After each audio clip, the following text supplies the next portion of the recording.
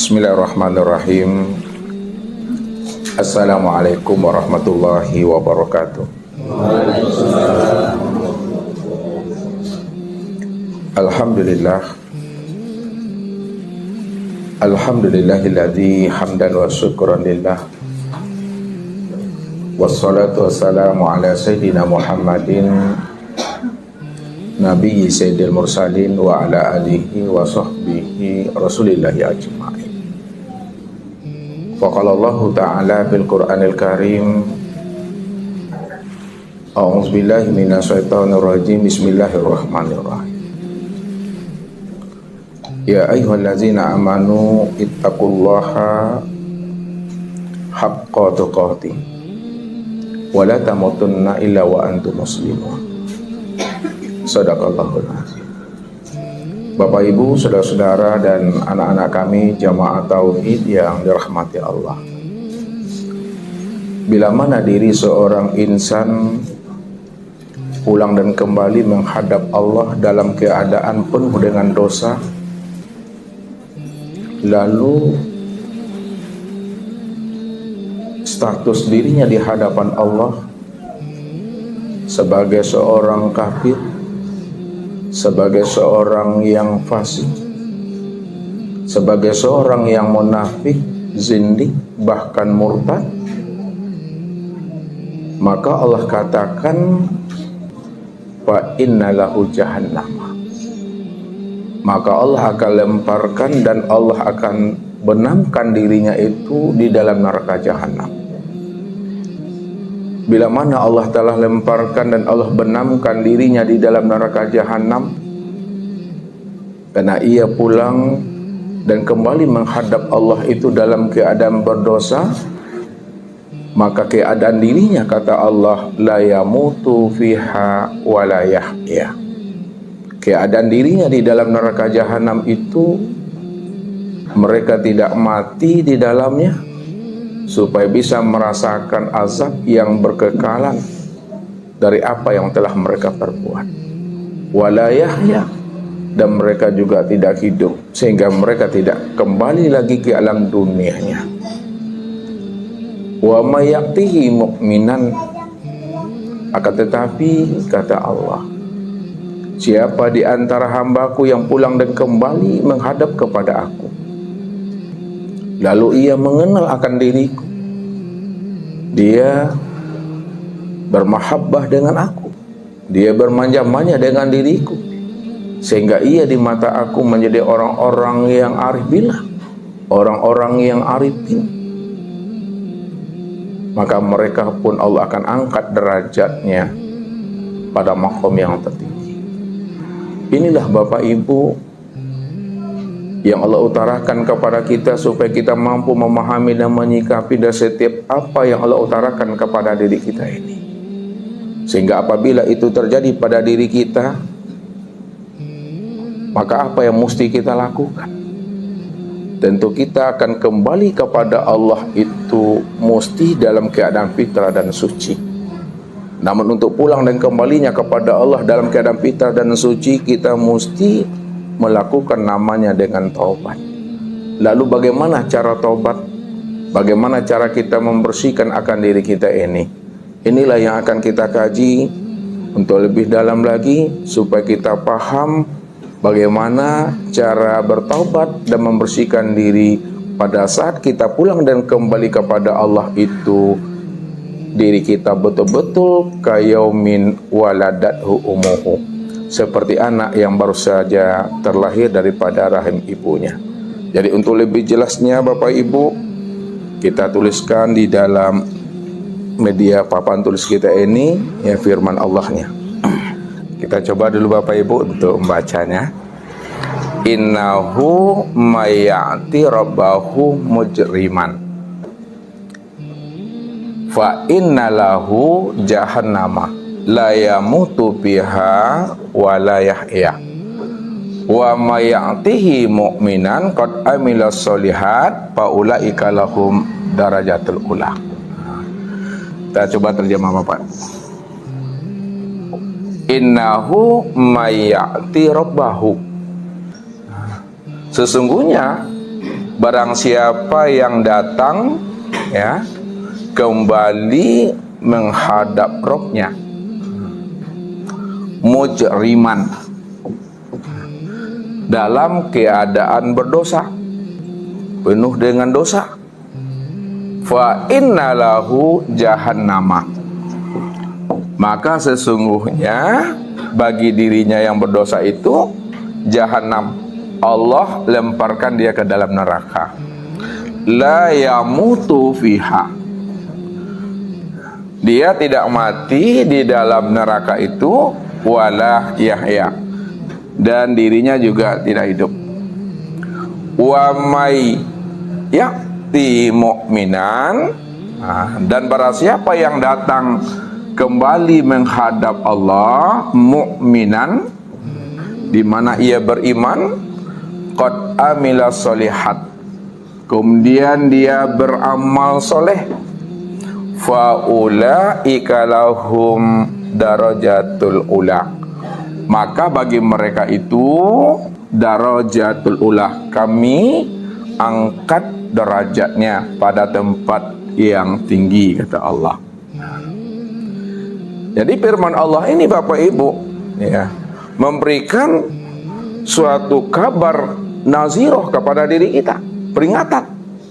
Siapa yang datang menghadap Allah, yang mana dirinya kembali kepada Allah itu dalam keadaan mujriman, dalam keadaan dosa, sehingga di hadapan Allah dia dikatakan Allah sebagai orang yang kafir, orang yang munafik, orang yang fasik, orang yang zindik dan murtad. Fa innalahu jahannam, maka tidak ada tempat bagi dirinya melainkan tempat dirinya itu adalah neraka jahanam. Sekarang jikalau itu terjadi pada diri kita Bapak Ibu, lalu bagaimana jalannya kita itu untuk membersihkan diri kita? Bagaimana jalan taubatnya kita? Ini yang mesti kita pahami sebelum ruh itu melepaskan akan cangkangnya. Kenapa mesti itu kita perhatikan Bapak Ibu? Karena Rasulullah itu memberikan ya suatu kabar kepada diri kita ini. Innamal a'malu bil khawatim, sesungguhnya amal itu hanya dilihat, hanya dinilai adalah akhir kesudahannya.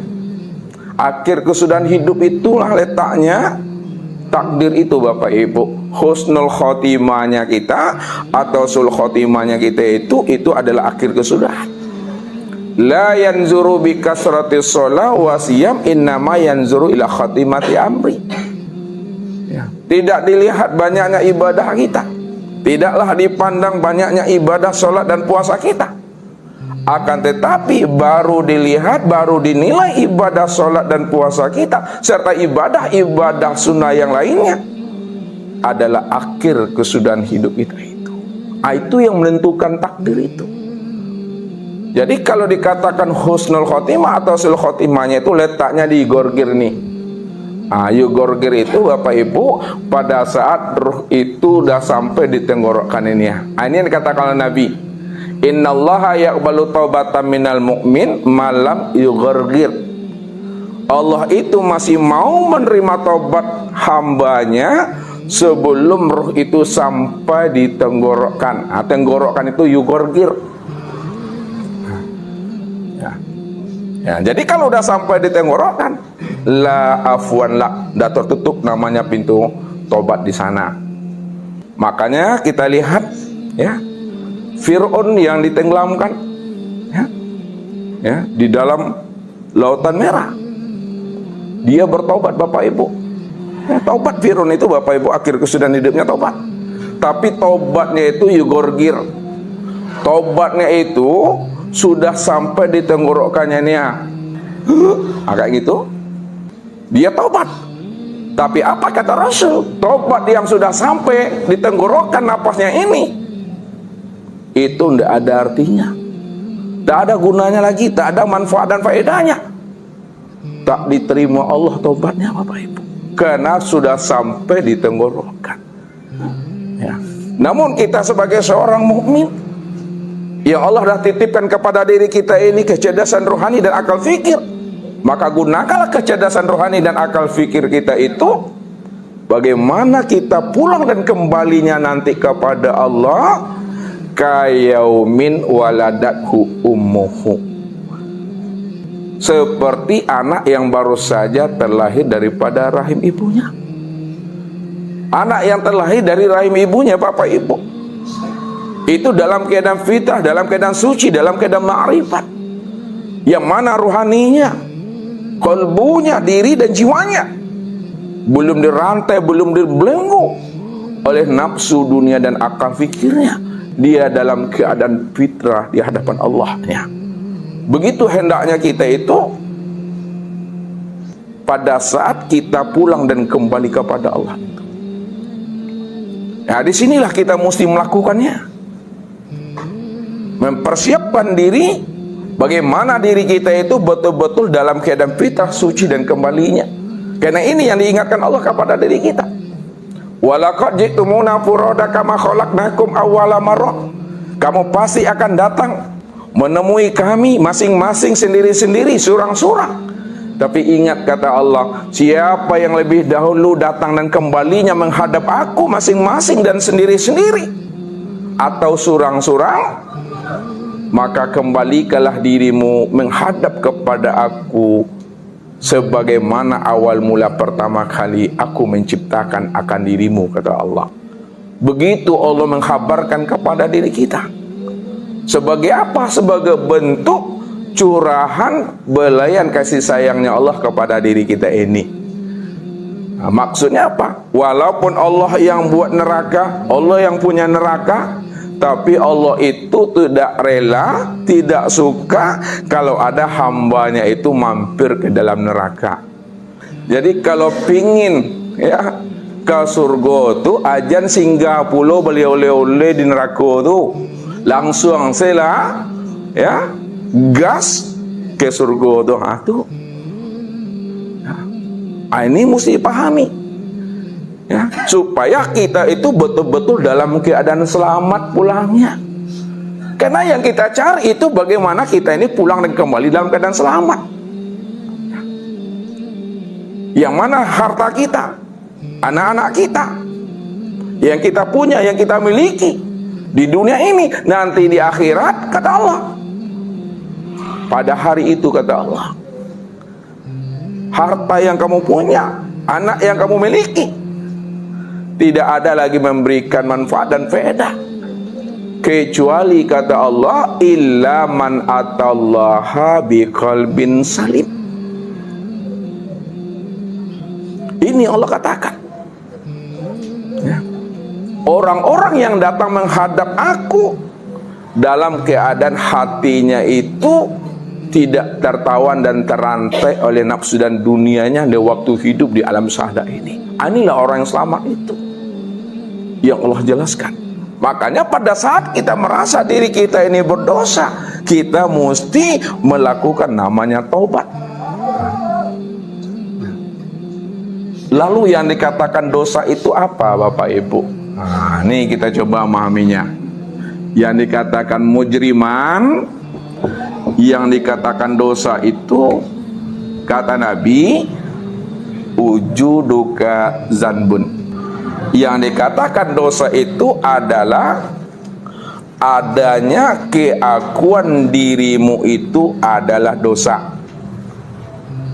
Jadi adanya keakuan diri kita yang merasa bahwa kita merasa punya wujud, ya, itu adalah dosa.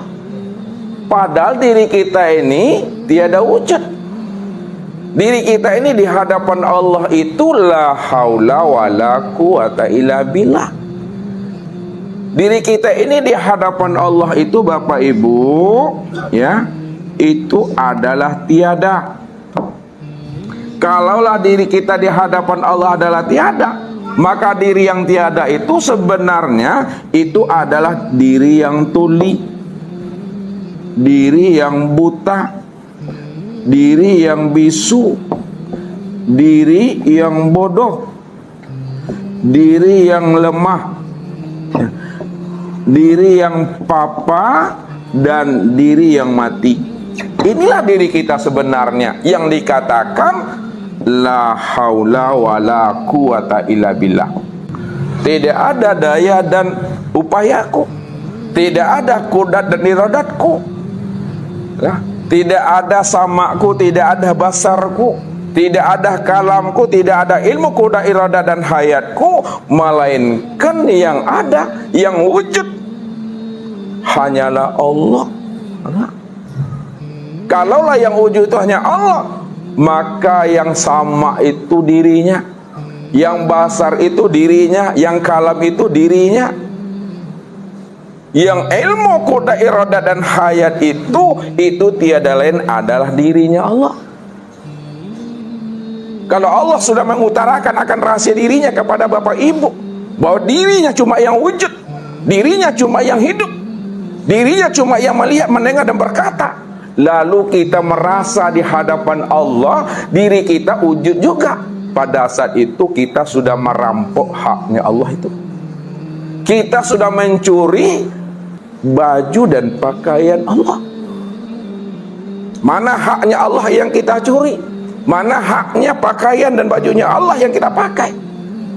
Yang kita pakai, yang kita curi itu adalah pada saat kita mengatakan diri kita ini yang hayat, kita yang mengatakan diri kita ini yang hidup, kita mengatakan bahwa diri kita ini yang melihat dan mendengar, kita mengatakan bahwa diri kita ini yang berkata, kita yang mengatakan diri kita ini yang mengetahui kuasa dan berkehendak, dan kita mengetikot diri kita inilah yang wujud. Pada saat itu tanpa kita sadari Bapak Ibu, kita sudah menyandingkan diri kita kepada Allah. Kita sudah menyetarakan diri kita kepada Allah. Orang yang menyandingkan dirinya kepada Allah, orang yang menyetarakan dirinya kepada Allah, inilah orang yang merampok hak Allah itu. Inilah orang yang mencuri pakaian dan baju Allah itu. Ketika dia sudah merampok hak Allah, mencuri baju dan pakaian Allah, maka Allah katakanlah dirinya itu sebagai iblis. Dirinya sebagai iblis. Iblislah yang membantah, membangkang terhadap perintah Tuhan. Maka orang yang pertama kali membantah, membangkang perintah Allah itu adalah iblis. Pada saat iblis itu diperintahkan oleh Allah untuk sujud kepada Adam, lalu apa jawaban iblis kepada Allah? Ya Allah, untuk apa engkau perintahkan aku sujud kepada Adam ya Allah? Bukankah engkau ya Allah khalaqtani minan nar wa khalaqtahu min tin? Bukankah engkau ciptakan aku daripada api ya Allah, sedangkan Adam engkau ciptakan daripada tanah? Kalaulah kejadian aku engkau ciptakan daripada api dan Adam engkau ciptakan daripada tanah, ana khairu minhu, maka aku ya Allah, aku ini lebih baik, aku ini lebih mulia, dan aku ini lebih tinggi makom dan derajat aku ketimbang namanya Adam itu. Aku tidak mau sujud kepada dirinya ya Allah. Satu kali iblis membantah, membangkang terhadap perintah Allah Bapak Ibu, Allah campakkan dia dari surga ke alam dunia. Satu kali Bapak Ibu dia durhaka, satu kali dia membangkang perintah Allah, dikeluarkan Allah dari surga. Inilah kesombongan dan keangkuhan iblis Bapak Ibu. Tapi Ustadz katakan apa? Sesombong-sombongnya iblis Bapak Ibu, udah pernah dia menikmati fasilitas surga. Tapi sesombong-sombongnya kita nanti di dunia ini nggak bisa masuk ke dalam surga. Hatta yalijal jamal bisamil khiyat, sehingga onta itu bisa masuk ke dalam lubang jarum. Kalau onta tidak bisa masuk ke lubang jarum, maka itu artinya tidak ada harapan kita, putus harapan kita, pupus harapan kita untuk bisa masuk ke dalam surganya Allah. Tak ada harapan bisa masuk ke dalam surganya Allah. Tapi kalau onta bisa masuk ke dalam lubang jarum, ada kemungkinan tuh Bapak Ibu. Begitulah Allah mengatakan, wa kadzalika najzi minal mujrimin. Demikian kami memberikan suatu balasan kepada orang-orang yang melakukan mujrimin, melakukan perbuatan dosa, kata Allah. Makanya kalau kita ada wujud keakuan diri kita, masih nampak diri kita ini yang merasa diri kita ini yang berbuat di hadapan Allah, mesti cepat-cepat kita hapuskan itu Bapak Ibu, supaya tidak terpandang, tidak tertilik lagi sebesar zarah pun akan keakuan diri kita ini di hadapan Allah. Itulah baru kita bisa selamat Bapak Ibu. Tapi masih terpandang juga oleh Allah, masih nampak juga oleh Allah, masih terlihat juga oleh Allah. Kitanya yang melihat, kitanya yang mendengar, kitanya yang hidup, maka itu dosa, kata Allah. Kamu sudah mengambil hak aku, kamu sudah merampok hak aku, kata Allah. Ini yang mesti kita sadari Bapak Ibu, bahwa diri kita itu betul-betul di hadapan Allah itu diri yang la haula wala quwata illa billah. Tak ada lagi sebesar zarah kudrat dan iradat kita, melainkan sebesar zarah yang ada pada diri kita itu nyatanya kudrat dan iradatnya Allah itu. Ini yang dipahami. Nah, jadi itu yang dikatakan namanya dosa. Nah, kalau itu yang dikatakan dosa, mana sebenarnya yang rentan pada diri kita ini yang kena dosa, yang mesti kita bersihkan? Lihat Bapak Ibu, yang rentan ya pada diri kita ini dosa. Yang pertama Bapak Ibu ya, yang rentan kena dosa pada diri kita ini, pertama adalah anggota tubuh. Yang kedua adalah hati. Yang ketiga adalah ruh, dan yang terakhir adalah sir. Karena tubuh, hati, ruh, dan sir ini yang disebut namanya diri insan tadi. Nah, diri insan. Insan. Nah, kalaulah tubuh, hati, ruh, dan sir yang dikatakan diri insan, maka yang berbuat dosa ya kembali menghadap kepada Allah itu tubuh, hati, ruh, dan sir inilah Bapak Ibu. Ini yang mesti kita bersihkan.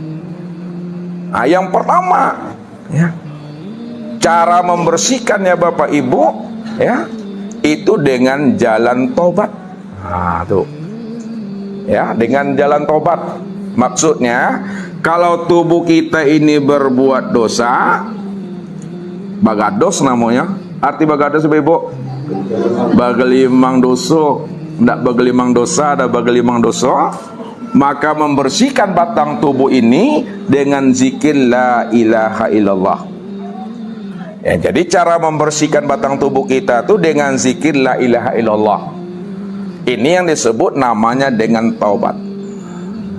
Taubat.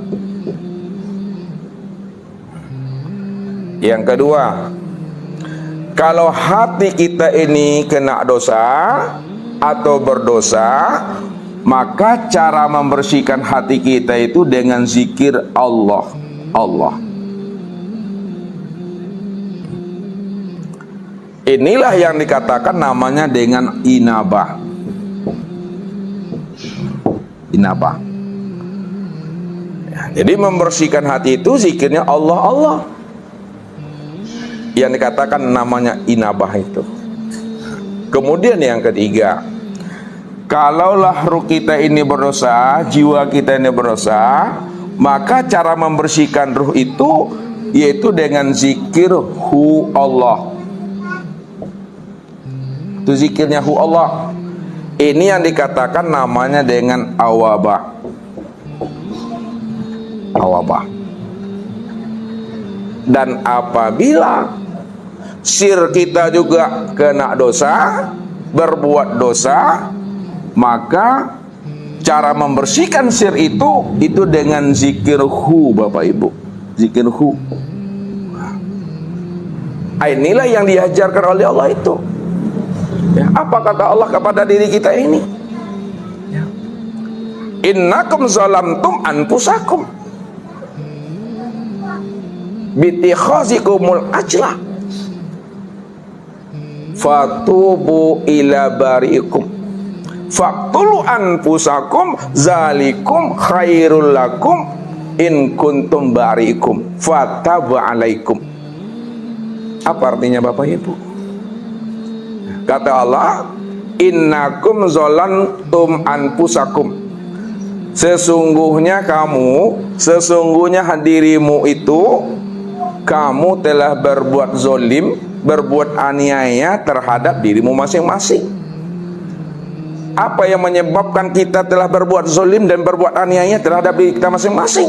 Itu disebabkan kata Allah, ya, bitikhazikumul ijlah, karena kamu kata Allah telah menyembah patung sapi, menyembah patung anak sapi, ya. Itulah yang menjadi sembahan kamu, itulah yang menjadi Tuhan kamu. Itu terjadi pada masa Nabi Musa Bapak Ibu. Tapi pada Nabi Muhammad, baginda Rasul, tidak lagi namanya dia menyembah, ya, patungnya anak sapi, tapi dia boleh jadi menyembah tulisan Allah. Siapa yang menyembah tulisan Allah, siapa yang menyembah asma Allah, siapa yang menyembah huruf Allah, itu sama artinya dia menyembah patung anak sapi. Itu sama seperti kaumnya Nabi Musa. Dosa itu. Karena Allah mengatakan apa kepada hambanya? Wa minan nasi may ya'budullaha ala harfin. Ada sebahagian daripada hambaku, dia sembah aku, kata Allah. Dia ingat akan diriku, tapi yang disembah dan diingatnya bukanlah aku. Yang diingatnya, yang disembahnya itu adalah lafaz Allah. Nih. Kalau ini yang kita katakan Allah, ini yang kita katakan Rabb, ini yang kita katakan namanya Abid, yang kita sembah, maka inilah yang dikatakan namanya kita telah menjadikan tulisan asma dan huruf Allah itu menjadi berhala-berhala di dalam hati dan pikiran kita. Karena tulisan dan asma Allah ini yang menjadi sembahan kita dalam hidup ini. Apabila itu terjadi pada dirimu, kata Allah, fatubu ila bari'ikum, maka cepatlah kamu tobat kepada aku, kata Allah. Jadi kalau tubuh ini berbuat dosa kepada Allah, jalannya adalah tobat, membersihkannya dengan zikir la ilaha illallah. Kalau hati kita ini berdosa di hadapan Allah, jalannya adalah dengan inabah. Cara membersihkan hati dengan zikir Allah, Allah. Kalaulah ruh kita ini juga berdosa, maka cara kembalinya kepada Allah ini yang disebut namanya dengan awabah. Zikirnya adalah hu Allah. Apabila sir kita juga berdosa, maka cara membersihkan sir itu adalah dengan jalan hu. Lalu bagaimana tobat yang sebenar-benarnya, kata Allah? Apakah cukup sekedar melapaskan kalimat la ilaha illallah? Apakah cukup kita sebatas mengucapkan kalimat la ilaha illallah, Allah Allah, seperti yang kita lakukan barusan ini? Tidak, kata Allah. Cara tobat yang baik, kata Allah, cara tobat yang nasuha itu, kata Allah, faktulu anfusakum. Ini kata Allah, cara tobat yang diminta oleh Allah itu, Bapak Ibu, faktulu anfusakum, bunuhlah olehmu akan dirimu. Jadi tobat yang diterima oleh Allah itu bunuh dirimu. Zalikum khairul lakum inda bari'ikum. Maka itulah yang lebih baik di sisi Rabbmu. Apabila kamu bunuh dirimu, maka itu lebih baik di sisi aku, di hadapan aku, kata Allah. Fataba alaikum, itulah taubat yang aku terima, kata Allah. Lalu bagaimana cara kita membunuh diri? Apanya yang dibunuh? Lihat, hati-hati Bapak Ibu maminya. Faktulu anfusakum, bunuh dirimu itu maksudnya bunuh keakuan dirimu yang merasa dirimu itu ada. Sedangkan yang dikatakan dosa tadi, apa kata Rasul? Adanya pengakuan dirimu yang merasa ada itu dosa. Lalu cara menghilangkan wujud diri, bunuhlah keakuan wujud diri kita itu. Bagaimana cara membunuh akan keakuan diri kita itu di hadapan Allah? Akui Bapak Ibu diri kita ini di hadapan Allah. Akui diri kita di hadapan Allah itu, diri kita itu tiada. Itu maksudnya. Akui diri kita di hadapan Allah, bahwa diri kita itu tuli, diri kita itu buta, diri kita itu mati. Setelah diakui diri kita di hadapan Allah, bahwa kita ini betul-betul mati, kita ini betul-betul tiada, betul-betul kita ini tuli dan buta, bisulemah bodoh, maka ketika itu akui pula lah Allah lah yang sebenar-benar wujud itu.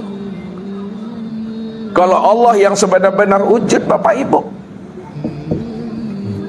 Allah yang benar-benar wujud, maka yang sewujud itulah yang sama tuh, yang wujud itu yang bersifat sama tuh. Kalau Allah dah kita akui betul-betul wujud, wujudnya mutlak Bapak Ibu, maka Allah itulah yang bersifat basar, Allah itu yang bersifat kalam, Allah itu yang bersifat ilmu, Allah itu yang bersifat kodrat, Allah itu yang bersifat iradat, dan Allah itulah yang bersifat hayat. Inilah namanya telah mati akan keakuan wujud dan sifat kita di hadapan Allah. Man arafa nafsahu bil mauti faqad arafa rabbahu bil hayati. Man arafa nafsahu bil mauti faqad arafa rabbahu bil hayati. Barang siapa yang telah kenal akan dirinya, sudah sadar dia bahwa dirinya di hadapan Allah itu maut, adalah mati, tidak berwujud, faqad arafa rabbahu bil hayati, maka disitulah dia mengenal dan menyadari bahwa Allah itulah yang hidup itu. Kalau Allah yang hidup, maka yang sama basar kalam ilmu qada iradat itu hanya dia itu semata-mata. Ini dah diserahkan diri kepada Allah Bapak Ibu, ya, udah diserahkan diri kepada Allah. Itu namanya orang yang telah berselindung namanya, ya. Orang yang betul-betul zahir dan batin itu dirinya dah diserahkan kepada Allah. Tak ada dirinya lagi di situ yang terlihat, yang berbuat dan beraktivitas. Makanya sadari bahwa diri kita ini tiada berwujud dan tiada bersifat. Sadari diri kita ini tiada berwujud dan bersifat. Kalau kita dah sadari diri kita ini tiada berwujud dan bersifat, maka yang berwujud dan bersifat itu hanya siapa? Allah. Hanya Allah lah yang berwujud dan bersifat itu. Ini dah dikembalikan diri namanya sebelum mati itu. Ini orang yang telah berselindung di hadapan Allah. Tak lagi mengambil hak Allah, tak lagi merampok hanya Allah, tidak lagi mencuri pakaiannya Allah. Makanya kalau Bapak Ibu berselindung lah namanya Bapak Ibu. Orang berselindung itu tegaknya di muka atau tegaknya di belakang Bapak Ibu? Tegaknya di belakang. Kalau Bapak Ibu berselindung di tiang nih, yang nampak apa? Kalau Bapak Ibu berselindung di balik papan tulis ini, yang nampak? Kalau Bapak Ibu berselindung pada Allah, maka yang nampak? Yang nampak Allah. Maksudnya bagaimana itu? Maksud berselindung kepada Allah itu karena Allah yang bersifat wujud, Bapak Ibu. Allah cuma yang bersifat sama basar, Allah yang bersifat kalam, Allah yang bersifat ilmu kuda iradat.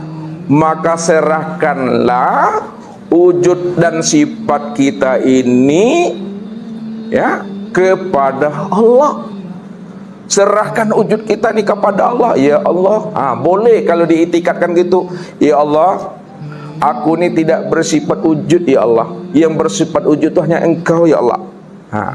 Ya Allah, aku tidak bersifat mendengar ya Allah. Aku tidak bersifat melihat ya Allah. Aku tidak bersifat berkata ya Allah. Yang bersifat melihat dan mendengar serta berkata itu hanya Engkau ya Allah. Aku tidak bersifat ilmu kuda iradat ya Allah. Aku tidak bersifat hayat ya Allah. Yang bersifat kuda iradat dan hayat itu hanya Engkau ya Allah. Nah, itu itikad namanya, itu jazam namanya. Itikad jazam itu sudah terpatri, sudah tertanam di dalam hakikat rahasia diri Bapak Ibu. Nah, sudah tertanam di dalam hakikat rahasia diri kita. Apa yang tertanam di dalam hakikat rahasia diri Bapak Ibu? Yang tertanam di dalam hakikat rahasia dari Bapak Ibu itu suatu kesadaran yang tinggi bahwa di hadapan Allah diri kita ini betul-betul tidak ada. Itu maksudnya. Sadar kita diri kita ini tak ada. Yang ada itu hanya Allah tuh di dalam letaknya Bapak Ibu. Kalau sudah sadar kita bahwa pengakuan diri kita di hadapan Allah tak ada, hanya Allah cuma yang wujud, maka itu namanya Bapak Ibu udah berselindung, namanya itu udah diserahkan diri kepada Allah zahir dan batin tuh Bapak Ibu. Tak ada hak kita, tak ada milik kita lagi. Itu yang selamat tuh. Kalau diri telah diserahkan kepada Allah dan itu yang dikatakan selamat, maka di alam kubur tidak ada pertanyaan itu bagi Bapak Ibu lagi. Tak ada yang ditanya malaikat lagi Bapak Ibu. Apa yang mau ditanya lagi? Semuanya sudah diserahkan kepada Allah. Kalau sudah diserahkan kepada Allah, itu hak Allah lagi Bapak Ibu. Bapak Ibu masih ditanya Allah apabila Bapak Ibu merasa diri Bapak Ibu yang punya hak, itu ditanya Allah tuh. Ya. Itu ditanya Allah tuh nanti. Tapi kalau sudah diserahkan kepada Allah sebelum mati, bukan setelah mati, sebelum mati, itu mati dalam hidup, tak ada lagi pertanyaan-pertanyaan itu Bapak Ibu. Haknya Allah sudah dikembalikan kepada Allah. Sebenarnya Bapak Ibu, apa yang mau diserahkan kepada Allah? Apa yang mau diserahkan kepada Allah? Dari sejak mula jadinya diri Bapak Ibu ini tak pernah ada di hadapan Allah. Kalau diri kita ini sejak mula jadinya di hadapan Allah tidak pernah ada, lalu apa yang mau diserahkan kepada Allah? Tidak pernah ada mau diserahkan Bapak Ibu. Cuma ketika kita merasa diri kita yang punya, pada saat kita belum mengenal, kita belum paham siapa diri kita, lalu kita merasa diri kita ini yang hidup. Namun pada saat kita diberi Allah petunjuk, pada saat diberi Allah kita ini hidayah, dibimbing dan dituntun Allah kita ini, dibukakan Allah rahasia-rahasia diri kita, ketika itulah baru kita tersadar bahwa diri kita ini di hadapan Allah tak pernah ada. Ketika itulah baru kita akui di hadapan Allah. Baru kita minta maaf kepada Allah. Taubat namanya Bapak Ibu. Itu baru namanya orang yang bertobat kepada Allah dengan taubatan nasuha, namanya Bapak Ibu. Taubat yang sebenar-benarnya.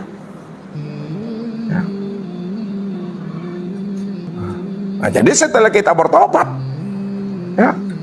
bersihkanlah diri kita ini dengan zikir la ilaha illallah.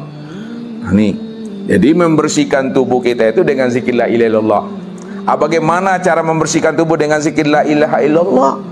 Ini mesti paham juga kita Bapak Ibu. Berilmu kita dalam berzikir. Kalau kita tidak berilmu dalam berzikir, juga tidak akan memberikan hikmah dan faedah buat diri kita Bapak Ibu. Sebab apa? Sebab kita juga yang merasa nanti diri kita ini yang berzikir, padahal la yazkurullah illallah. Tidak ada yang berzikir, tidak ada yang ingat, melainkan yang berzikir dan ingat itu melainkan hanya Allah semata-mata. Namun apabila kita merasa diri kita berzikir, muncul dosa lagi tuh. Aku berzikir 1 jam, 1 jam lah tuh dosanya tuh. Aku berzikir 2 jam, 2 jam dosanya tuh. Karena merasa akunya. Padahal yang dosa tadi apa? Wujuduka zanbun. Adanya pengakuan dirimu yang merasa dirimu yang hidup, lalu merasa dirimu yang berzikir. Itu dosa tuh. Makanya mesti berilmu dalam berzikirnya. Supaya apa? Supaya zikir kita itu betul-betul sampai kepada makna yang sebenarnya, Bapak Ibu. Nah, sekarang kita buka dulu zikir tubuh. Nah, zikir tubuh la ilaha illallah. Jadi zikir tubuh la ilaha illallah itu untuk membersihkan tubuh jasmani kita ini. Ada 7 maqam, ada 7 lataif yang mesti dibersihkan di dalam diri kita ini.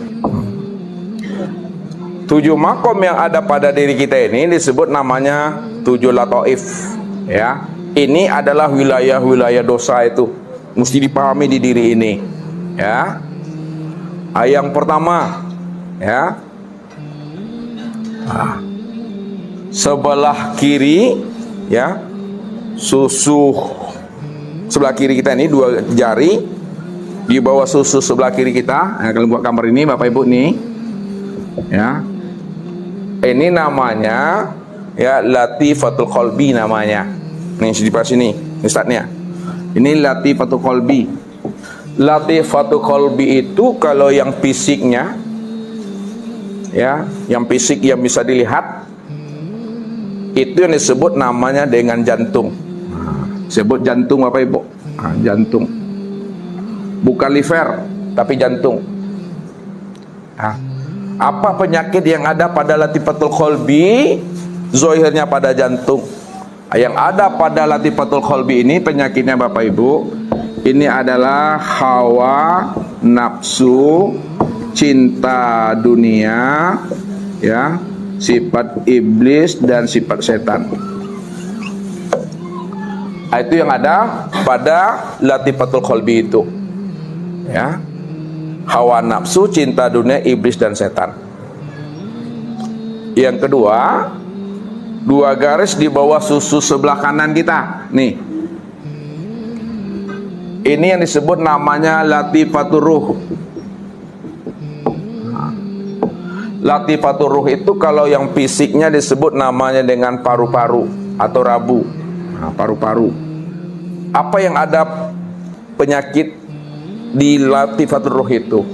Yang ada penyakit di latifatur ini namanya sifat tamak, atau bahasa kiasnya inilah penyakit sifat hewan ternak. Hewan ternak itu yang ada di sini. Yang ketiga, 2 garis di atas susu sebelah kiri kita. Ini yang disebut namanya dengan latifatus sirri. Latifatus sirri itu letaknya sifat hewan buas, Bapak Ibu. Hewan buas, binatang buas. Sifat amarah, sifat dendam, ya, tanpa kusumatnya. Jadi dendam kusumat, ya, 7 turunan tuh, atau siri. Itu yang disebut secara fisiknya adalah liver. Liver. Liver yang dikatakan hati itu, Bapak Ibu, ya, bukan livernya jantung. Jantung dengan liver beda, Bapak Ibu, ya. Kemudian, ya, 2 garis di atas susu sebelah kanan kita ini yang disebut namanya latifatul khafi namanya. Latifatul khafi itu secara fisiknya ini yang disebut namanya dengan limpa. Limpa atau bahasa Minangnya limpo. Penyakit apa yang ada pada latifatul khafi? Ya, latifatul khawfi ini di sini bersarangnya penyakit munafik. Munafik. Kemudian Bapak Ibu, yang di tengah nih, tengah dada kita nih, dari tengah sampai pusat, ini yang dikatakan namanya latifatul akhfa. Latifatul akhfa itu secara fisiknya ini yang disebut namanya dengan empedu. Empedu. Penyakit apa yang ada pada latifatul akhfa itu? Penyakit yang bersarang pada latifatul akhfa ini disebut namanya sifat takbur. Sifat ujub dalamnya itu. Kemudian di antara dua alis, ya, dua alis nih, ini yang dikatakan namanya latifatu nafsun natiqah. Secara fisiknya latifatu nafsun natiqah itu, ini yang disebut namanya dengan otak. Ya, ini di otak itulah sifat namanya panjang angan-angan tuh, panjang angan-angan, atau namanya tulul amal. Ya, kemudian seluruh tubuh, seluruh tubuh dari ujung rambut sampai ujung kuku nih, ini yang dikatakan namanya latifatu kullu jasad, namanya Bapak Ibu, kullu jasad. Itu kullu jasad. Kalau udah kullu jasad Bapak Ibu, ini penyakit kita itu sudah menjadi kanker namanya, itu sudah menjalar seluruhnya. Ini yang dibersihkan tadi dengan zikir la ilaha illallah. Jadi untuk membersihkan tubuh itu yang berdosa, zikirnya adalah la ilaha illallah. Cara membersihkannya adalah dengan zikir la ilaha illallah. Membersihkan tubuh jasmani ini dengan zikir la ilaha illallah, makomkanlah kalimah zikir itu. Kalimah la itu Bapak Ibu, makomnya di pusat. Di pusat di makomnya, sentralnya, ya, simpulnya batang tubuh di pusat nih, ya. Kunci dengan kalimah la di situ. La itu la tauhid itu, ya. Kemudian yang dada kanan kita nih, ini kalimat ilaha. Ilaha. Jadi la ilaha. Kemudian illa. Illa ini di ubun-ubun nih. Illa di ubun-ubun. La ilaha illa. Ubun-ubun jatuhnya. Allah itu pada susu sebelah kiri kita, dada sebelah kiri kita. Baru Allahnya diunjam di sini. Jadi cara perputaran zikir kita Bapak Ibu seperti perputaran jarum jam itu. La ilaha illallah. La ilaha illallah. Jadi supaya kita fokus Bapak Ibu, pejamkan mata kita. Ya, pejamkan mata supaya kita tuh bisa fokus melewati lintasan-lintasan namanya lataif tadi itu. Ya. Jadi dihunjamkan la ilaha illallah. Agak keras sedikit Bapak Ibu. Agak keras. Kenapa? Sebab kalaulah batang tubuh kita ini belum pernah berzikir dia, kalau lembut kita berzikirnya Bapak Ibu belum terbongkar, belum tanggal, belum roboh namanya penyakit-penyakit yang ada di dalam diri kita itu. Ya, sifat harimaunya, sifat hewan ternaknya, ya, sifat kengkongnya, mesti kuatkan dikit. Dihunjam la ilaha illallah, la ilaha illallah, hunjam dia. Setelah kita bersihkan dengan berzikir la ilaha illallah 5 menit, 10 menit, maka pada saat itu ganti zikir Bapak Ibu, ya, dengan zikir Allah. Zikir Allah itulah zikir untuk membersihkan hati kita. Jadi ketika kita mengamalkan zikir Allah, wajah bapak ibu itu diarahkan, dihadapkan ke dada sebelah kiri sambil pejam mata, dihadapkan. Sebut Allah, Allah, Allah. Ini Allah katakan, waskur rabbaka fi nafsika tadarruan wa khifatan. Sebutlah nama Rabbmu, ya, nama zat Tuhanmu, Allah. Dah mati. Mungkin sudah 5 menit pula Bapak Ibu, atau 10 menit. Maka ganti dengan zikir nafas. Nah, jadi zikir nafas itu, ya, itulah hu Allah. Jadi hu Allah itu membersihkan, namanya nafas jiwa itu. Nah, ketika kita berzikir nafas Bapak Ibu, zikir ruh namanya, tetap wajah kita itu ke sebelah dada kiri kita, namun dirasakan turun naik napas tuh. Nah, waktu dia naik hu, ketika dia turun Allah, namun dia tidak dilafazkan, tidak dibunyikan, dengan rasa Bapak Ibu. Nah, dirasakan, jangan dibunyikan, disuarakan. Nah, itulah cara membersihkan zikir ruh itu. Nah, kemudian zikir sir, nah, itu rahasia.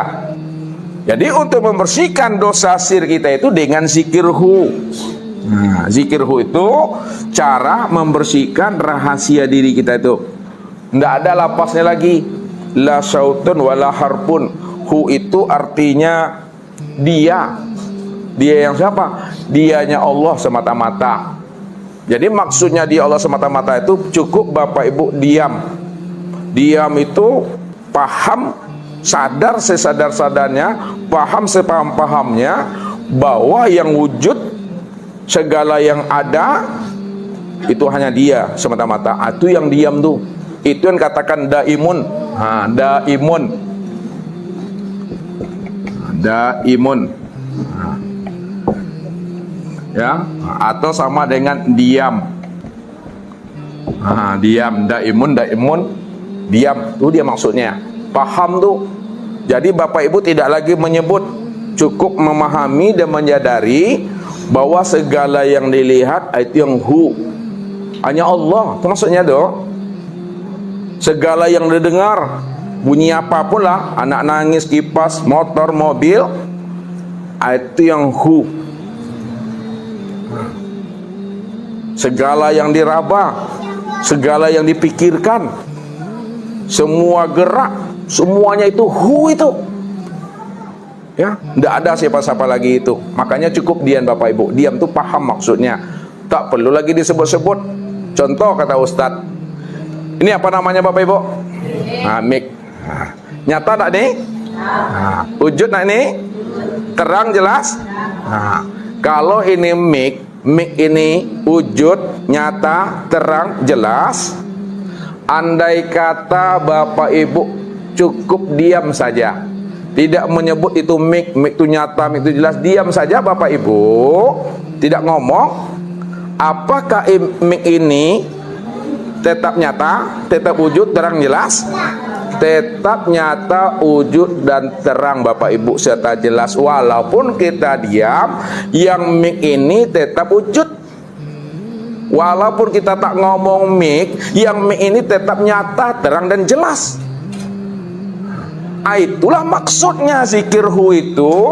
Cukup paham kita bahwa Allah itu segala yang wujud, baik pada diri maupun di luar diri.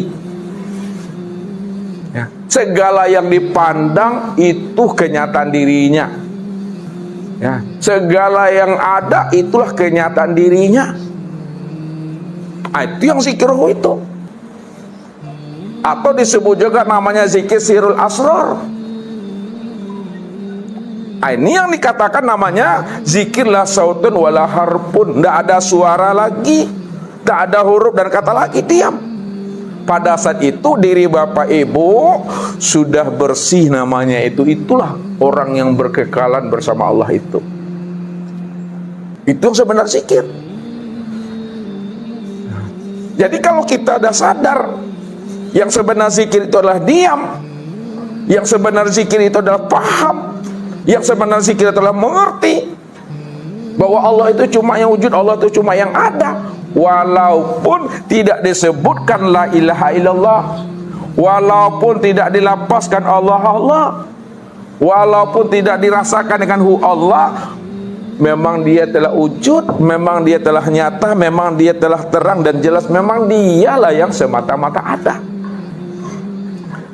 Andai kata dilafazkan pun dengan la ilaha illallah, lapas la ilaha illallah ini untuk menyatakan dan menjelaskan la maujud illallah.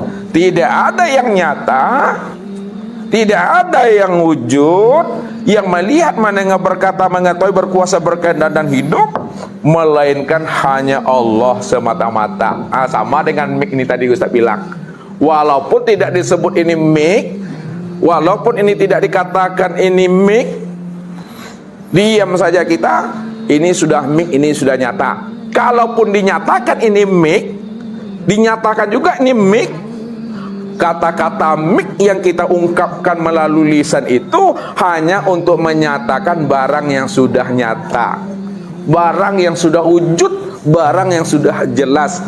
Andai kata pun tak disebut, dia juga telah nyata dan wujud jelas juga Bapak Ibu. Itu mesti memahami. Lalu bagaimana supaya diri Bapak Ibu tidak lagi dosa? Jangan ada di situ diri kita yang merasa diri kita yang berzikir di situ.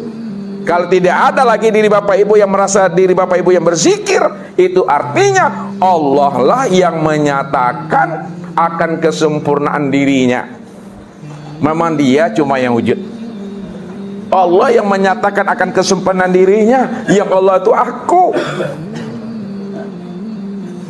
yang suci itu aku, yang terpuji itu aku, yang besar itu aku, yang wujud itu juga aku. Tidak ada siapa-siapa di situ. Ini maksudnya Bapak Ibu. Jadi jangan kita nanti berzikir menghapuskan dosa, rupanya terbalik, bertambah dosa kita kalau kita tak berilmu tadi. Masih ada wujud kazanbunnya Bapak Ibu. Jadi kuncinya itu, keluarlah Bapak Ibu dari diri Bapak Ibu yang sebenarnya. Jangan ada lagi keakuan diri. Itu yang dikatakan namanya keluar dari keakuan diri. Ini yang disebut namanya mati sebelum mati. Mati sebelum ajal, mati di dalam hidup. Yang dimatikan itu adalah rasa keakuan diri. Kita lihat Bapak Ibu cara mematikannya secara itikad, secara jazam. Tubuh kita ini kan ada nih, tubuh ada hati, ada ruh, ada sir. Kita lihat sampai kita kepada makna yang sebenarnya. Lihat, nyatanya gerak tubuh, ya kan? Ya, itu sebenarnya karena ada hati. Nyatanya gerak tubuh itu sebenarnya nyatanya gerak hati. Ya. Kalau kita tidak memandang kepada hati, tetap kita mengatakan tubuh inilah yang bergerak. Ya, tubuh inilah yang berbuat. Tapi setelah kita tilik ke dalam Bapak Ibu, matikanlah gerak tubuh itu, ya, maka ketika itu barulah nyatanya gerak perbuatan hati kita itu. Yang kedua, matikan pula gerak hati itu, maka yang nyata adalah ruh. Jangan lagi ada merasa hati itu yang punya gerak, hati itu yang bergerak, hati itu yang berbuat. Nyatakan dia di dalam itikad kita bahwa hati ini bergerak, hati ini berbuat, hati ini berkehendak, itu karena ada ruh. Ruh ini yang sebenarnya, yang diri Bapak Ibu tuh. Setelah kita paham yang diri Bapak Ibu itu adalah ruh, matikan lagi ke dalam, nyatakan lagi ke dalam bahwa nyatanya gerak itu sebenarnya adalah sir, rahasia. Nah, bukan ruh lagi Bapak Ibu. Ya, diri Bapak Ibu itu dikatakan sir. Nah, siapa sir itu? Nah, sir itu yang disebut namanya dengan nur. Disebut namanya dengan nur. Nyatakanlah bahwa yang bergerak, yang berbuat itu adalah sir. Sir itu adalah nur. Dah paham kita bahwa yang bergerak dan berbuat pada diri kita itu adalah nur. Itu yang dikatakan namanya Nur Muhammad. Nah, itu disebut Nur Muhammad. Lalu tikot lagi ke dalam, tilik lagi ke dalam. Siapa Nur Muhammad itu? Nur Muhammad itu tiada lain adalah Allah. Ini yang dikatakan. Ana minallah wal mu'minuna minni. Aku ini langsung daripada zat Allah. Alam dan diri manusia ini langsung daripada aku. Jadi setelah kita paham bahwa Allah itulah sebagai sumber gerak, maka nyatalah sumber gerak itu senyata-nyatanya itu pada perbuatan tubuh ini. Itu dia Bapak Ibu. Ya, nyatalah perbuatan Allah itu pada perbuatan tubuh itu. Ini yang Allah maksudkan, wallahu khalaqakum wa ma ta'malun. Itu dia. Wallahu khalaqakum wa ma ta'malun. Nah, Allah lah yang menciptakan dirimu dan Allah pula lah yang memperbuat apa yang kamu perbuat. Karena diri Allah cuma yang ada di situ Bapak Ibu. Tidak ada diri siapa-siapa, karena dia cuma yang tunggal. Ya. Nah, jadi kalaupun disebut namanya Muhammad, ya, yang Muhammad itu tiada lain adalah diri Allah juga di situ. Tidak ada diri siapa-siapa, diri Allah juga tuh. Namun kesempurnaannya tanya Allah dan Muhammad tadi, itu nyatalah pada tubuh. Nah, inilah di dalam pemahaman tauhidnya, ya. Mana yang Ahmad, mana yang Muhammad. Nah, ini yang mesti Bapak Ibu pahami. Kan ini yang disebut insan kan? Tubuh, hati, ruh dan sir. Kita dah tahu yang sir itu adalah Nur Muhammad itu Allah. Kan Allah cuma yang ada. Nah, kita lihat nyatanya kesempurnaan Allah dan Muhammad itu yang disebut namanya pada insan. Nah, disebutlah di situ insan itu, ya. Ada tubuh zahir, ada tubuh batin yang disebut namanya ruh. Yang tubuh zahir Bapak Ibu, ini yang disebut namanya dengan Muhammad.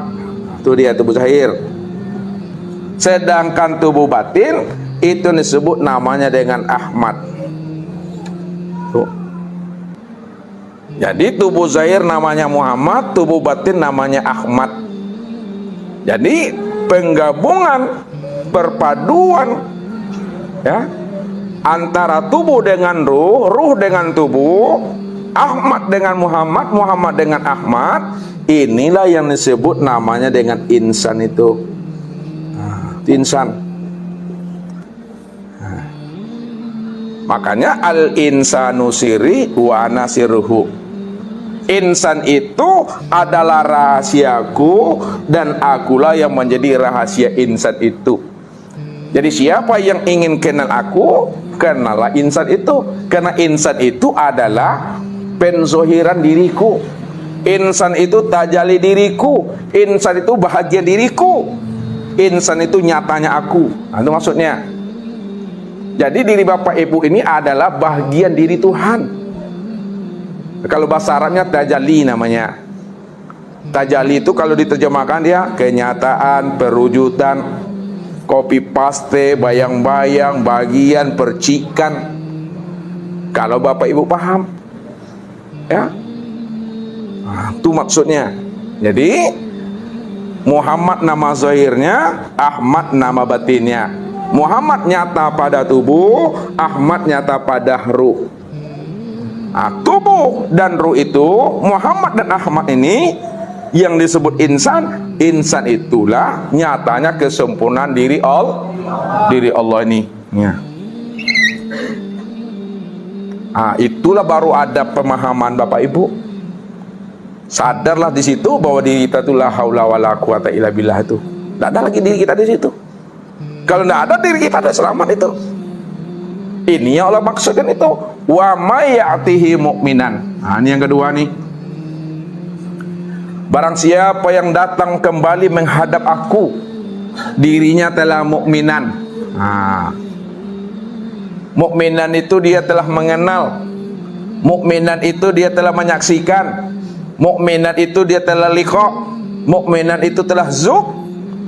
Pada saat dirinya mukminan, ma'rifat, musyahadah, liqa dan zuq, pada saat itulah dirinya itu tak terpandang lagi akan wujud keakuan dirinya. Yang terpandang hanya Allah di situ. Hilang dirinya Bapak Ibu, fana itu. Ya, ketika dirinya hilang dan fana, qad amilas solihat, maka dia pun beramal soleh. Amal soleh yang dia lakukan setelah dia beriman, amal soleh yang dia kerjakan setelah dia ma'rifat, amal soleh yang dia lakukan karena setelah dia fana dan baqa, ini yang dikatakan amal soleh yang bermakrifat. Ini amal soleh yang diterima. Ini amal soleh yang sah tuh Bapak Ibu. Jadi amal soleh yang diterima dan yang sah itu amal soleh yang mengenal Allah. Siapa yang beramal tidak mengenal Allah, tidak dikatakan amal soleh, tapi amal salah atau amal toleh.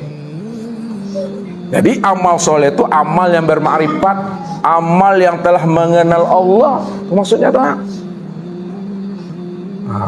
Ketika dia telah beriman dan beramal soleh, faulaika lahum darajatul ula. Aku tinggikan makomnya, aku angkat derajat dirinya. Makom yang Allah angkat, makom yang Allah tinggikan kepada orang beriman yang telah mengenal. Ini yang disebut namanya makom Aryan. Nih. Makom Aryan itu makom telanjang Bapak Ibu.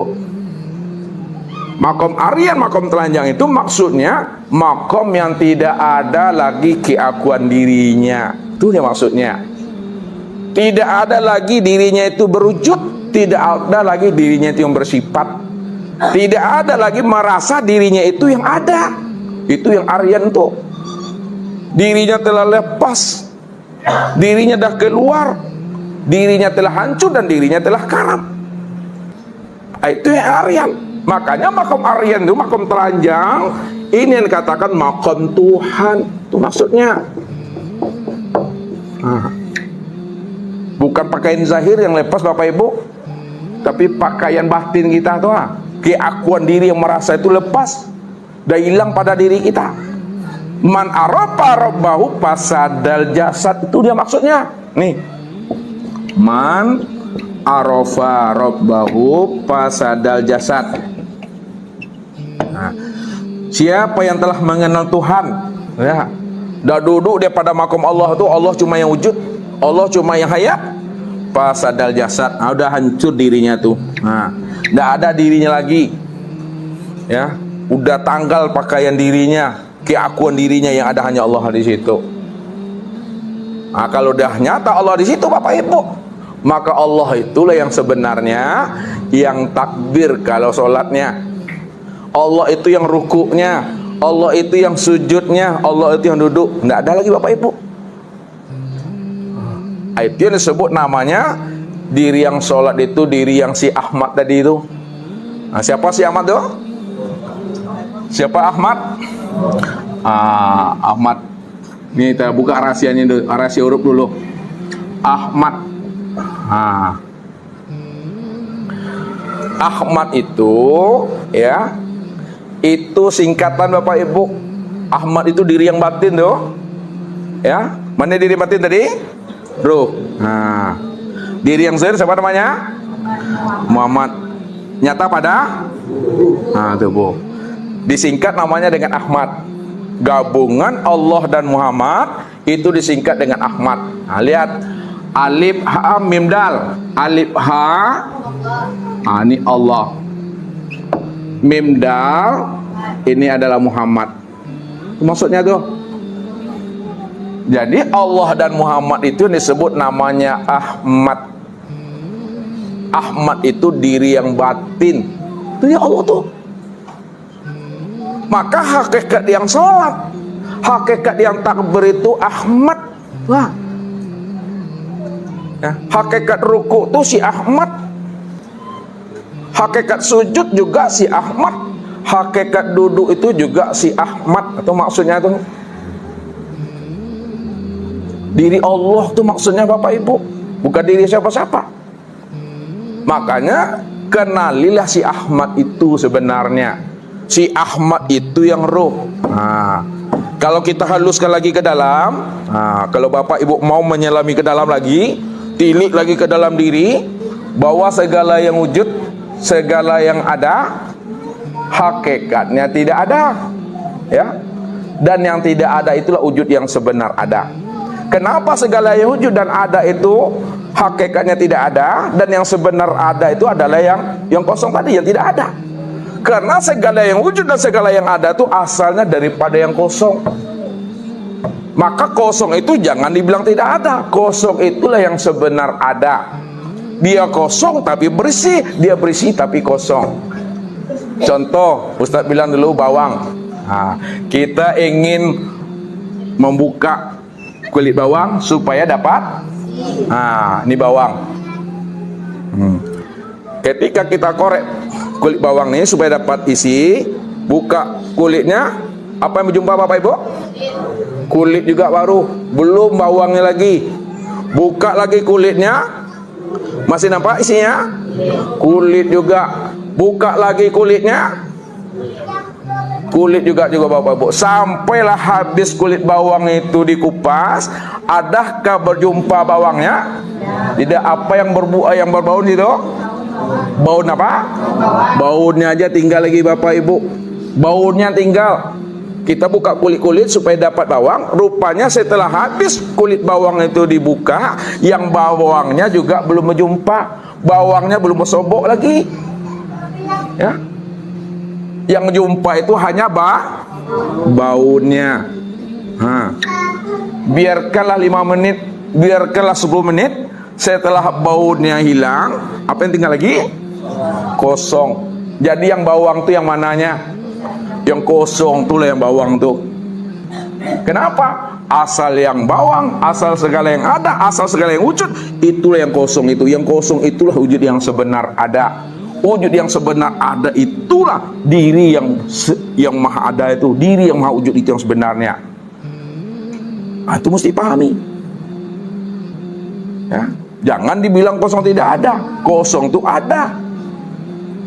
Namun dia batin. Nah, contoh lagi. Ustaz beri contoh lagi banyak. 0. Kita membuktikan bahwa kosong itu ada. Dari 0 maka terbit angka 1. Angka 1. Ya. Apa tadi Rahmi? Titik. Pandang Ustaz, hilang titiknya. Lihat, kosong atau 0. Dari 0 atau kosong ini maka muncul namanya angka 1. Itu artinya angka 1 ini secara hakikatnya, itu tidak ada. Nah, secara hakikatnya tidak ada. Ya.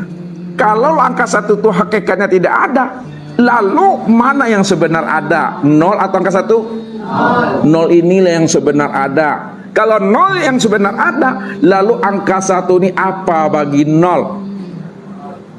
Aneh wujud 0 itu sebenarnya. Nah, inilah kenyataannya. Pandangan zohir nampak angka 1-nya. Pandangan zohir. Pandangan luar nampak angka 1-nya. Tapi pandangan dalam, pandangan hati nampak kok kosongnya. Jadi yang 1 itulah wujud yang kosong. Yang 1 itu wujud yang kosong. Jadi jangan Bapak Ibu cari juga yang kosong tuh. Ya, karena kosong itu telah wujud. Kosong itu telah zahir, kosong itu telah nyata pada sekalian alam. sekalian alam inilah wujud yang kosong itu. Yang kosong itulah yang sebenar wujud, yang sebenar ada. Yang sebenar ada itulah yang dikatakan namanya Tuhan, yang namanya adalah Allah. Jadi Allah itu segala yang wujud, Allah itu segala yang ada. Kalau Allah itu segala yang wujud, Allah itu segala yang ada, maka segala yang ada inilah kenyataan Allah. Kalaulah segala yang ada ini kenyataan Allah, maka segala yang ada inilah yang Allah itu, Bapak Ibu. Nah, kita lihat, tilik lagi ke sini. Nah, ruh tadi ya, yang amat tadi. Ya, nah, siapa ruh? Nah, lihat ruh ini yang disebut namanya dengan hayat. Nah, ruh itu disebut namanya dengan hayat. Ya. Nah, siapa si hayat tuh? Si hayat itu adalah aku, kata Allah. Aku Allahnya, Bapak Ibu. Apa maksud Allah tuh? Wa fi anfusikum afala tubsirun. Nih, ini dari ujung kaji kita, Bapak Ibu. Wa fi anfusikum afala tubsirun. Apa artinya itu? Wa fi anfusikum afala tubsirun. Nah, dan pada dirimu kenapa tidak kamu lihat, tidak kamu pikirkan. Nah, maksudnya, terjemah maknanya, aku ini ya sudah nyata pada dirimu. Itu maksudnya tuh, aku ini nyata pada dirimu, kenapa tidak kamu perhatikan? Maksudnya tanya apa? Aku ini sudah wujud. Ya, yang wujud itu aku. Kalaulah aku itu yang wujud dan yang wujud itu aku, maka pahamilah, kata Allah, yang melihat itu aku, yang berkata itu aku, yang hidup itu aku. Kenapa tidak kamu pikirkan, kata Allah. Makanya yang Allah pada diri Bapak Ibu itu namanya yang si hayat ini, itu ayat tuh. Yang si hayat itu ya Allah. Kalau tak ada si hayat, bisa Bapak Ibu hidup? Tidak bisa hidup. Si hayat itu yang aku, yang bernama Allah itu. Makanya nyatanya si hayat pada diri Bapak Ibu, itu disebut namanya ruh. Nah, lihat, nyatanya si hayat pada diri Bapak Ibu, itu yang ruh itu. Nah, barulah nyatanya ruh itu nyata pada anggota anggota tubuh. Itu maksudnya tadi itu, hidupnya tubuh ini itu kena ruh tuh. Tapi ruh itu sebenarnya adalah hayat. Yang hayat itu aku, kata Allah. Itu yang disebut namanya, yang tubuh ini adalah Muhammad, yang ruh atau si hayat itu adalah Allahnya itu. Artinya katakan Muhammad dengan Ahmad, itu adalah rahasianya, Bapak Ibu. Makanya di dalam Al-Quran itu ada dikatakan Hamim. Hamim itu apa artinya tuh? Jadi kalau maknanya secara ibarat, Allahu a'lam bisawaf. Apa artinya itu? Hanya Allah yang tahu. Tapi secara makna isyarat, makna lataif, makna al-haqaiq, ya, ini kan firman Allah nih Bapak Ibu. Sedangkan firman Allah itu hudalinas wa bainati minal huda wal furqan. Al-Quran itu petunjuk bagi manusia, petunjuk bagi kita. Kalaulah hamim tidak ada artinya, tidak ada maknanya, mana bisa menjadi petunjuk bagi Bapak Ibu? Karena rahasianya tersembunyi juga, tak bisanya dipetunjuk dia. Karena ini adalah kalam Allah. Yang tahu siapa maknanya? Yang tahu hanya Allah. Kalau yang tahu hanya Allah, maka tanya kepada Allah. Tanyakan kepada Allah. Fas'al bihi khabira. Tanyakanlah kepada aku, karena aku yang tahu maknanya, karena itu kalamku.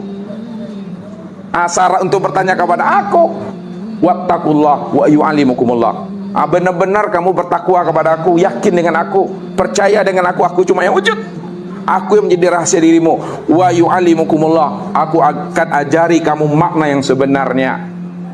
Kalau Allah yang ajar kita makna yang sebenarnya, hamim, apa kata Allah?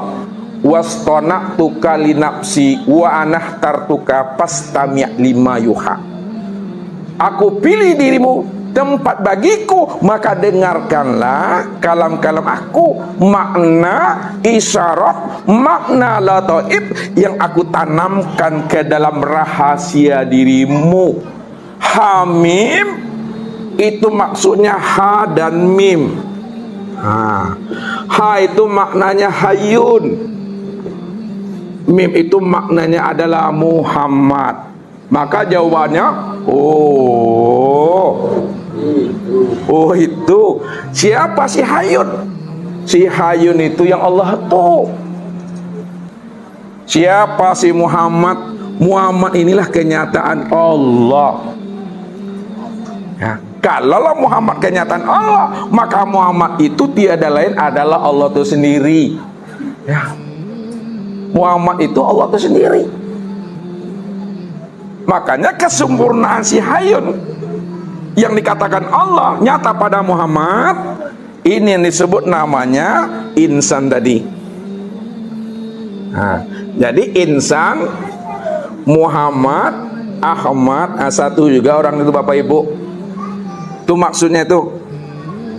Jadi Bapak Ibu mesti mengenal setiap nama ada orangnya, setiap nama ada wujudnya, setiap nama ada orangnya tuh. Ya, maka disebut namanya Ahad. Ya, Ahad. Jadi 3 nama tapi 1 orangnya tuh. Ahad. Ini dalam surah apa nih? Qul wallahu ahad. Ahad. Ahad. Ada berapa huruf? 3. Alif itu Allah. Ha itu Muhammad. Dal itu Adam. Terkecoh aku. Ya, sekali-kali Rami ke terkecoh aja dengan darah Allah. Allah, Muhammad, Adam. Adam apa artinya?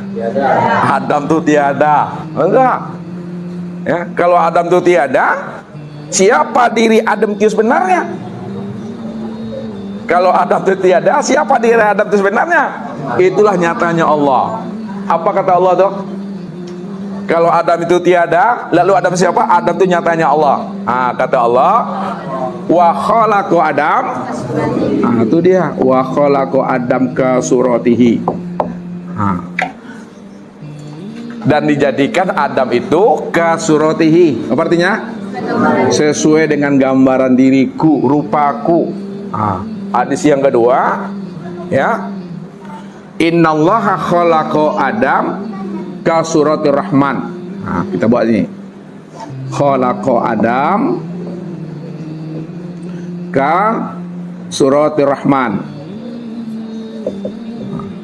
dan dijadikan Adam itu sesuai dengan gambaran sirah Rahman. Siapa Rahman? Allah itu. Itu maksudnya tuh. Adam itu aku itu Adam. Ya. Siapa rahasia Adam? Ini putar lagi ke sini biar paham apa Bu. Rahasia Adam yang insan tadi, rahasia insan, rahasia Adam itu adalah Muhammad. Rahasia Muhammad itu adalah Ahmad. Muhammad dan Ahmad itu aku, Allah tuh. Itu maksudnya.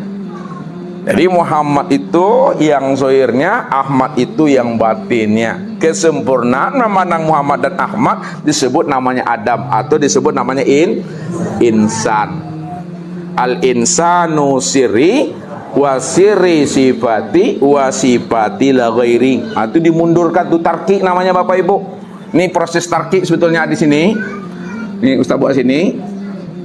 Al insanu sirri wa sirri sifati wa sifati la ghairi.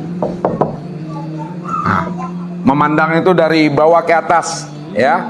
Siapa insan? Insan itu ya, adalah rahasiaku. Gitu.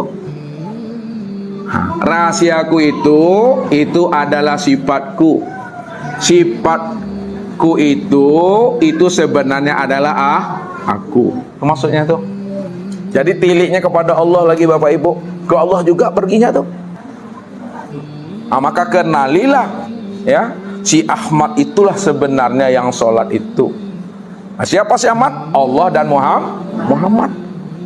Makanya dikatakan oleh Allah kepada Muhammad, atau Ahmad menyebut kepada Muhammad. Apa kata Ahmad kepada Muhammad atau kata Allah kepada Muhammad? Apa? Kif ya Muhammad. Nih, kif ya Muhammad ana rabbaka usolli. Kif ya Muhammad. Apa artinya kif ya Muhammad? Berhentilah engkau hai Muhammad. Siapa Muhammad tadi? Ini tubuh nih Bapak Ibu, lihat nih, ini tubuh. Berhenti ke Muhammad. Jangan tubuh ini merasa dirinya ruku, yang sujud, yang berdiri, yang i'tidal. Jangan. Kif ya Muhammad. Jangan kamu mengatakan kamu yang angkat tangan. Ya, takbir, ruku, i'tidal, sujud. Ana rabbaka. Apa artinya? Aku Rabbmu. Rabbmu usolli, ya, solat. Mana yang Rabbmu di dalam diri Muhammad tuh? Wa fi anfusikum tadi. Aku ni wujud pada dirimu. Kenapa tidak kamu pikirkannya? Aku sudah wujud pada dirimu. Yang hidup tuh aku pada dirimu. Yang pada dirimu tadi itu adalah ruh. Siapa ruh ini tadi? Si Ahmad. Ruh itu yang si Ahmad. Ditelusuri ruh itu yang si hayat tadi. Yang hidup itu Allah. Itu maksudnya. Itu yang katakan usolli, aku yang sholat. Si Ahmad itu yang sholat. Ahmad itu ruh itu, ya. Bukan tubuh Bapak Ibu. Tubuh ini kan mati tadi itu. Tidak kata Muhammad itu. Bisakah tangan ini bergerak mengangkat dan takbir kalau tidak ada roh? Tidak. Jadi antara tubuh dengan roh, antara Muhammad dengan Ahmad, mana yang imamnya, mana yang makmumnya Bapak Ibu? Makmum dulu. Kalau bersorak-sorak Ustaz mah Ahmad dengan Muhammad. Muhammad tubuh, Ahmad roh. Antara tubuh dengan roh, antara Muhammad dengan Ahmad, yang mana yang imam, yang mana yang makmum makwa? Supaya Ahmad alhamdulillah. Salam Ustaz loh. Yang imam itu adalah Ahmad. Ahmad pada diri Bapak Ibu itu yang ruh. Sedangkan yang makmum itu adalah Muhammad. Muhammad pada diri Bapak Ibu itu adalah tubuh. Di situ letaknya. Imam dulu takbir. Imam yang takbir dulu, baru makmum ruh itu dulu yang takbir, Allahu Akbar, baru nampak makmumnya takbir Allahu Akbar. Inilah yang dimaksudkan oleh Rasul, sallu kama ra'aitumuni usolli. Lihat sini ya, sallu kama ra'aitumuni usolli. Apa artinya nih? Sallu, solatlah kamu, kama sebagaimana, seperti, ra'aitumuni, kamu melihat aku usolli, yang sholat. Apa maksudnya? Hei Muhammad. Nih, hei Muhammad kata Allah atau kata Ahmad, ya, sholatlah kamu, takbirlah kamu setelah kamu melihat aku yang takbir. Apa maksudnya itu? Hei Muhammad kata Allah, hei Muhammad kata si Ahmad, takbir kamu setelah kamu melihat aku takbir. Ruh itu dulu yang takbir, baru nampak tangan ini takbir. Allah itu dulu angkat tangan, baru nampak Muhammad itu angkat tangan. Karena ruh itulah yang imamnya dan tubuh itu makmumnya. Yang ruh itu adalah si hayat itu adalah Allah. Sedangkan tubuh itu adalah Muhammad. Itu kan ya, sholatlah kamu sebagaimana kamu melihat aku sholat. Ya. Jadi tubuh ini menyaksikan dia dulu, ruh itu yang berdiri, baru nampak tubuh itu yang berdiri. Ahmad itu yang berdiri, nampak sama si Muhammad, Ahmad berdiri, baru dia berdiri. Jadi berdiri dulu imamnya, ruku dulu imamnya, iktidal dulu imamnya, sujud dulu imamnya, duduk baru imamnya. Datang lihat, baru dia melihat itu, mengikuti aja di Bapak Ibu. Tubuh itulah yang mengikuti imam itu. Imam itu adalah dan sempurna salat Bapak Ibu itu. Itulah orang yang telah mengenal akan hakikat salat. Kalau Bapak Ibu tidak mengenal akan hakikat salat, siapa yang menyembah, siapa yang disembah, apa yang dipersembahkan, maka batal sholatnya itu. Itu yang dikatakan sholat yang fawailun lil musallin, neraka wilah bagi orang yang lalai. Dia tidak mengenal siapa sebenarnya yang sholat yang sebenar-benarnya itu, kata Tuhan. Yang sebenar-benarnya sholat itu adalah ana rabbaka usolli. Tapi ketika Bapak Ibu paham yang sholat itu aku, kata Allah, tak ada lagi pengucapan kalimat itu. Diam, tidak ada kata, tidak ada suara itu. Hanya Allah di situ yang berdiri dengan sendirinya. Mungkin ini saja Bapak Ibu yang dimuliakan Allah. Mudah-mudahan dengan rahmat dan anugerah Allah yang Allah berikan kepada diri kita, sehingga kita bisa memulangkan akan amanah rahasia diri ini kembali kepada Tuhannya dalam keadaan fitrah dan bersih. Bagaimana awalnya fitrah bersih, pulangnya mesti fitrah dan bersih. Datangnya adalah kosong, datangnya tiada, kembalinya juga kosong dan kembalinya tiada. Tidak ada membawa apa-apa. Kalau membawa apa-apa yang dibawa itu, bawalah yang kosong. Yang kosong itu bawa diri Tuhan. Datangnya dari Tuhan, kembalinya tetap diri Tuhan kembalinya. Tidak ada di siapa-siapa. Ini saja mungkin Bapak Ibu. Mari sama-sama kita buka muzakarah dan pertanyaan. Assalamualaikum warahmatullahi wabarakatuh.